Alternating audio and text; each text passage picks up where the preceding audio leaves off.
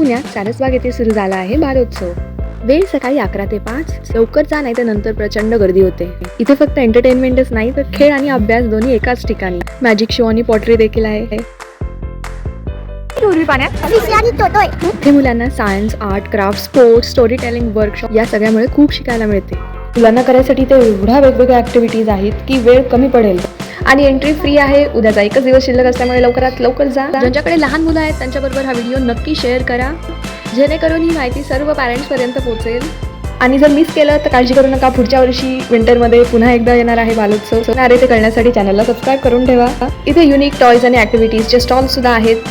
आणि इथे हे विमान आणि उडणारे हेलिकॉप्टर या 2 गोष्टी बाय केले। अगदी 2 वर्षाच्या मुलांपासून 14-15 वर्षाच्या मुलांसाठी ऍक्टिव्हिटीज आहेत। उर्वी हे सगळं खूप एन्जॉय करतेय। आम्ही सकाळी 10:30-11 वाजता आलो होतो तेव्हा अजिबात गर्दी नव्हती आणि आता प्रचंड गर्दी झालेली आहे। तर सकाळी लवकर जा जेणेकरून गर्दी असणार नाही। आणि तुमच्या घरात जर लहान मुलं असतील तर नक्की भेट द्या।